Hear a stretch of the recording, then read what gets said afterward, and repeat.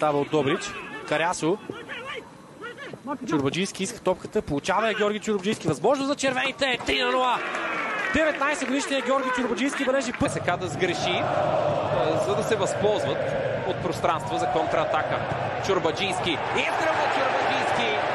Продължава обаче с неве. Враца придобие и увереност да играе при този резултат. Сега обаче възможност именно за Чорбаджийски. Спасяване на вратаря на домакините.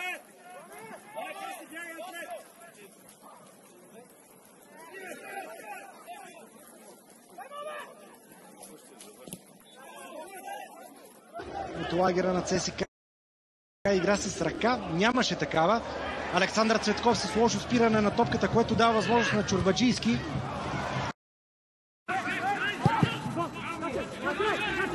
Дълга топка за Георги Чорбаджийски. Брилянтно докосва на Чорбаджийски на празна врата. Само че там беше. Още един белег в играта на ЦСКА. Иван Дюгиров изпълнява къс аута. Чорбаджийски с левия крак стреля рикошет и то. Джонатан Линдсет разгада това подаване. Ще има ли възможност за бърза атака? Георги Чорбаджийски с пространство влиза в наказателното поле. Добре си нагласи топката за лев крак. Подава Скуфа наляво за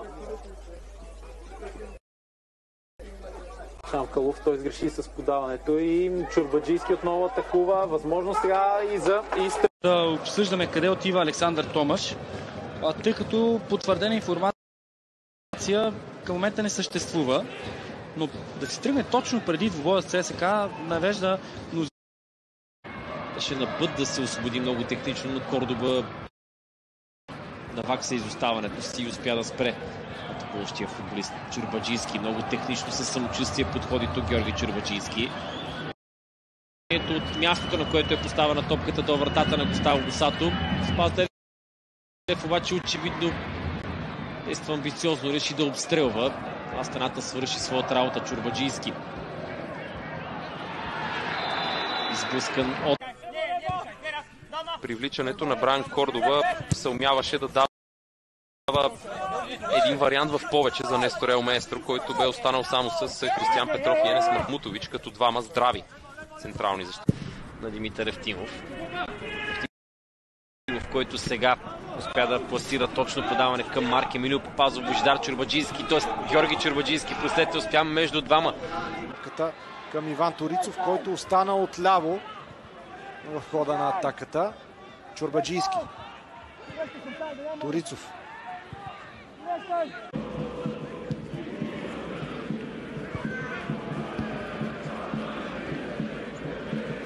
ЦСКА бележи голяма част да гледаме от тук насетне. Дерек Осеи успява да задържи топката в свое владение. Георги Чорбаджийски печели фаул за ЦСКА.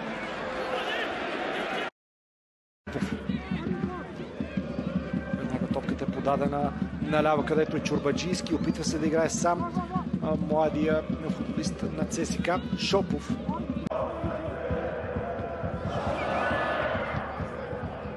За да може тима на ЦСКА да продължи добрата тенденция срещу този съперник не само в последното. Ринка суперник и пасує по флангу.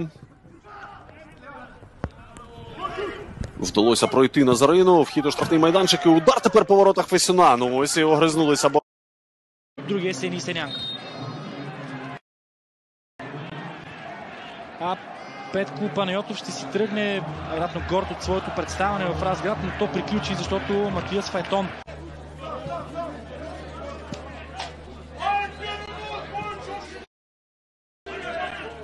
Чорбаджийски. ЦСКА контракта, върху който той се разписва, ще го остави на армията до 2025 година.